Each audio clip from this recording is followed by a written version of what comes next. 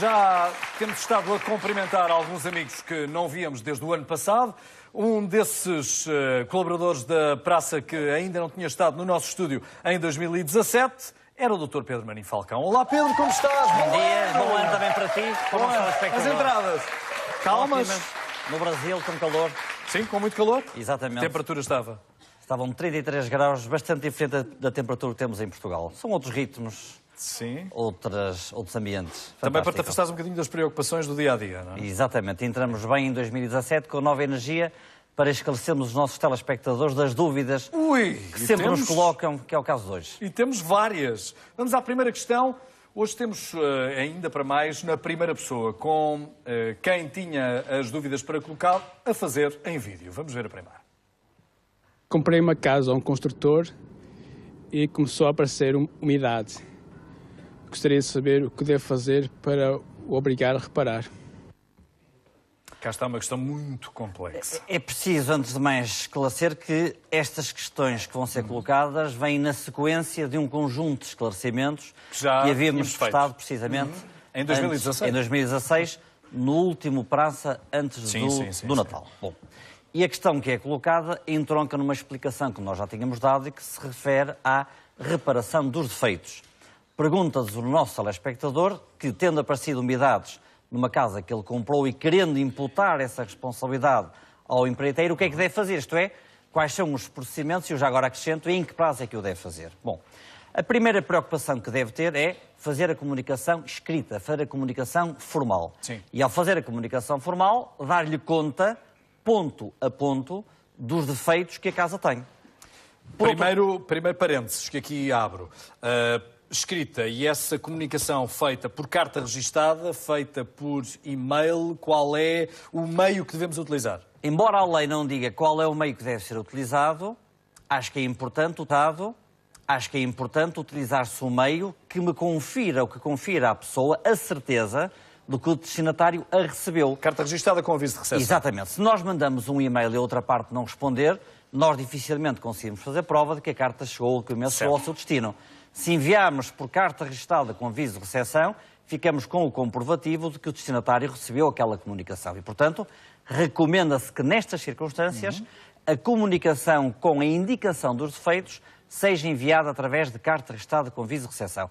E este é o primeiro segmento do conteúdo. Isto é, indicar quais são os defeitos que a casa padece. Sim. Segundo lugar, dar prazos de reparação.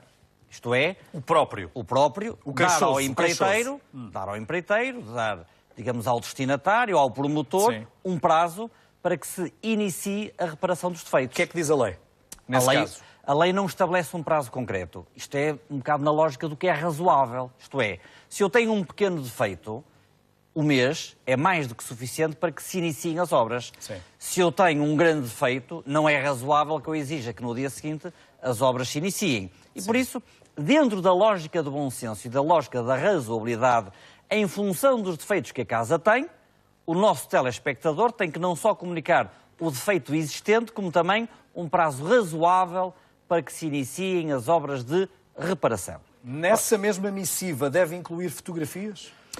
Deve incluir fotografias para que não haja dúvidas sobre a natureza dos defeitos e sobre, que é o nome técnico, a patologia que o imóvel naquele momento evidencia.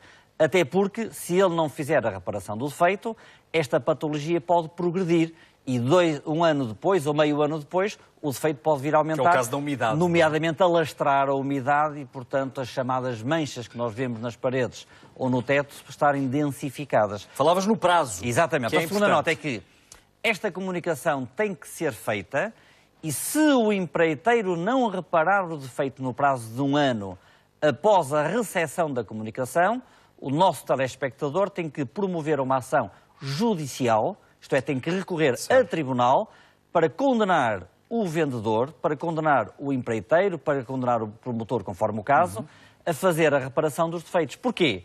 Porque se ele fizer a comunicação e no prazo de um ano, na outra parte não reagir, nem fizer as obras, e ele não propuser a ação, então caduca o direito que ele tem de exigir a reparação. Ou seja, ele tem o direito de exigir a reparação, mas esse direito tem que ser exercido em tempo útil.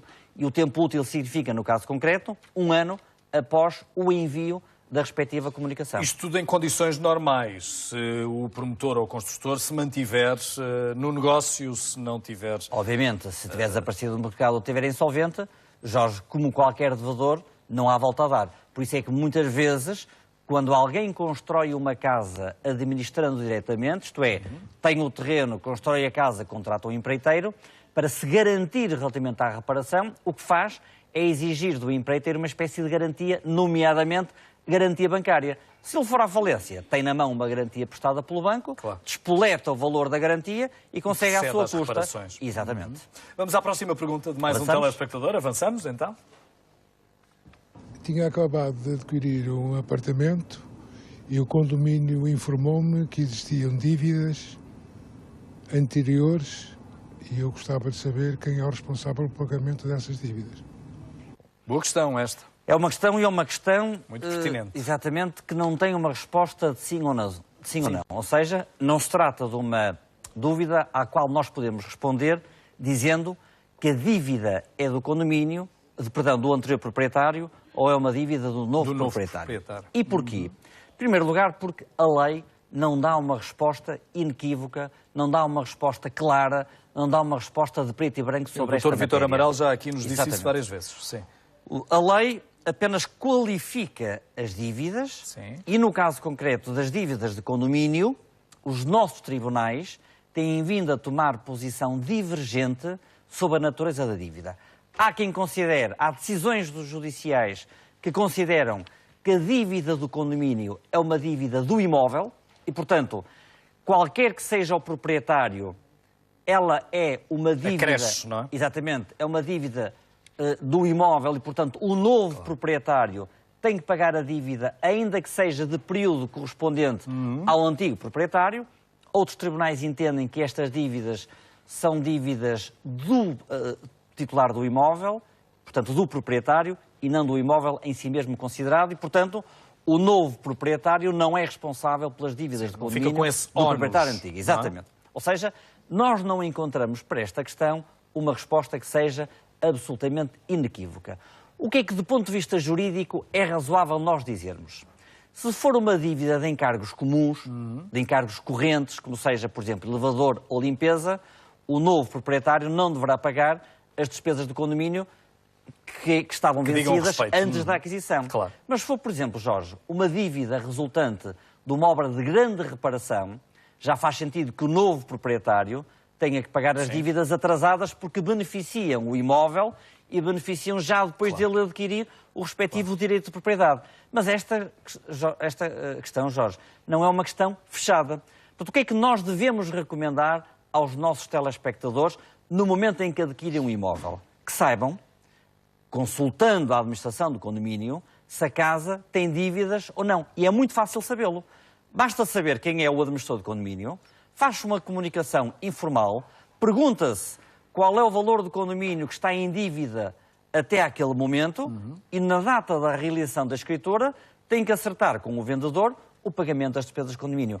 É a única forma através da qual nós conseguimos salvaguardar que, efetivamente, o novo proprietário não será obrigado a suportar as dívidas do proprietário anterior. Se, todavia, como parece ser o caso desta nossa pergunta, o problema já foi um facto consumado, portanto, já comprou um imóvel relativamente ao qual existem dívidas, a questão tem que ser discutida a este nível. E eu acharia razoável dizer que dívidas sobre conservação e manutenção do imóvel ainda se transmitem para o novo proprietário, encargos de mera, digamos, de mera gestão do imóvel, como seja a limpeza, etc., não se deverão transmitir para o novo adquirente.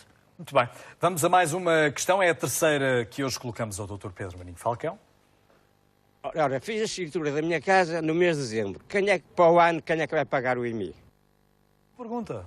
Boa, esta é uma pergunta fácil e a lei sobre ela dá-nos uma resposta clara. Sim. O que é que provavelmente levou a que este nosso telespectador colocasse a questão? É que, efetivamente, ele só foi proprietário do imóvel, na prática, digamos assim, um mês. Foi o mês de dezembro. Certo. De janeiro a novembro, foi o anterior proprietário que usufruiu do imóvel.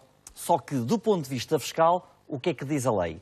Que o IMI é pago por quem for proprietário à data de 31 de dezembro de cada ano. Ora, Se o IMI é devido, ou melhor, se este nosso telespectador comprou a casa ainda aqui em dezembro e o IMI vai ser debitado em 2017, ele em 2017 não vai ter o imposto repartido. Vai, em 2017, pagar a totalidade do IMI relativamente àquele imóvel, ainda que a escritura tenha sido feita em dezembro. Ou seja, na prática, é indiferente que a escritura seja feita em janeiro, em maio, em novembro ou em dezembro. Teve que se encontrar um critério objetivo. E o critério objetivo é este.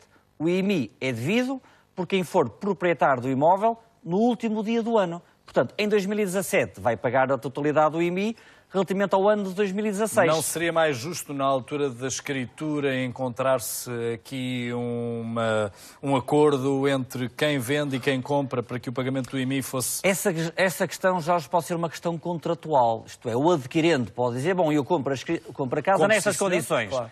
O IMI que me vai ser debitado em 2017 vai ser pago por mim na proporção de 1/12, porque eu só fui proprietário no mês de dezembro. E, portanto, imputará, do ponto de vista contratual, 1/11 do IMI ao anterior proprietário. Mas essa questão, Jorge, não é uma questão fiscal, é uma questão contratual que nem sequer está prevista na lei. Tem que ser objeto de uma prévia negociação. Do ponto de vista legal, que é exatamente esta a questão que nos é colocada, o que nós temos que dizer é aquilo que a lei revela. E aquilo que a lei revela é que em 2017 este nosso telespectador vai pagar a totalidade do IMI relativamente ao ano 2016, ainda que tenha feito a escritura no dia 30 de dezembro. É relevante, é proprietário no último dia, no ano seguinte paga a totalidade do IMI. Se as pessoas que nos ouvem, sabendo disto, quiserem, no quadro de uma negociação, imputar responsabilidades para a lei fiscal, isso é irrelevante e, portanto, no domínio tributário, a lei não se imiscui nessa realidade, mas o comprador pode negociar com o vendedor, repartir o encargo do IMI, que às vezes pode ter alguma expressão, nomeadamente se estivermos a falar de imóveis que têm um valor patrimonial tributário elevado, e já agora acrescentar, se estivermos a falar já em 2017, de um contribuinte que, para além do IMI, vai ter que pagar o adicional ao IMI, como sabemos, é uma das novidades que o Orçamento de Estado para 2017 nos trouxe e sobre o qual falaremos numa próxima oportunidade. Exatamente. O melhor qualquer dia nem sequer ter janelas no apartamento que comprarmos. Vamos a mais uma pergunta. Depois de ter comprado a minha casa ao banco, o funcionário disse-me que não tinha obrigação de reparar os defeitos. Ele tem razão. Este tema da obrigatoriedade da reparação já o tínhamos abordado e agora percebo que a questão tem que ser colocada porque é uma questão recorrente. Isto é uma questão que normalmente nos é colocada. E porquê? É que os bancos têm vindo a tomar este entendimento. Nós não somos promotores imobiliários, nós não construímos, nós apenas revendemos bens que entram na nossa carteira por força de incumprimento dos nossos clientes. E refugiando-se neste argumento, de facto, os bancos normalmente não fazem a reparação de imóveis que foram revendidos. Estão a revender. Certo. E a lei dá guarida a este entendimento. Ou seja, a lei de facto entende que a responsabilidade é de quem atua enquanto profissional na área imobiliária. Então o que é que tu recomendas, Pedro? Exatamente. Como os bancos não são profissionais na área imobiliária e estão a revender prédios que retomaram em função de incumprimentos dos seus clientes, devoluções, o que é que eu recomendo? Que quem comprar uma casa ao banco faça incluir na escritura uma cláusula por via da qual responsabilize o banco pelos defeitos que o prédio venha a revelar nos próximos 5 anos. Ou seja, que do ponto de vista contratual reflita no contrato que celebra com o banco, seja o contrato de promessa, seja a escritura, uma espécie de paridade com o promotor imobiliário. E os bancos têm aceitado? Alguns bancos aceitam em função da negociação e também em função do preço. E a lógica é esta. Se eu estou a vender uma casa sem lucro, eu não tenho que... Portanto, uma casa barata, e o banco não vou dar cobertura à reparação dos defeitos. Todavia, se eu tenho algum lucro na casa e, portanto, estou a vender em condições de mercado análogas à de um proprietário, eu, o banco, já aceitarei a reparação dos defeitos. O que é importante é que o nosso telespectador tenha esta noção, é que os tribunais têm vindo a entender que os bancos, quando atuam enquanto mero intermediador financeiro, não têm responsabilidade sobre os defeitos e se o cliente quiser imputar ao banco essa responsabilidade, tem que fazer constar da escritura uma norma que expressamente preveja a responsabilidade do banco pela reparação dos defeitos. Porque normalmente quem compra acha que a comprar ao banco está a comprar nas mesmíssimas condições que compraria um promotor imobiliário. E de facto não é verdade e a lei dá aos bancos esta solução e este entendimento. Portanto, atuam como agentes imobiliários e não como construtores ou como promotores? Não, atuam como intermediadores financeiros, apenas, como simples revendedores de imóveis que retomaram e não como promotores. Por isso é que estão fora da obrigação da responsabilidade. Pedro, bom ano. Muito obrigado, Jorge. Para a semana reencontramos-nos. Exatamente, falaremos sobre investimentos e sobre aplicações das nossas poupanças. Para 2017. Muito bem. obrigado. Muito obrigado. Bom ano. Obrigado. Hoje é Dia Mundial do Braille, já lhe dissemos.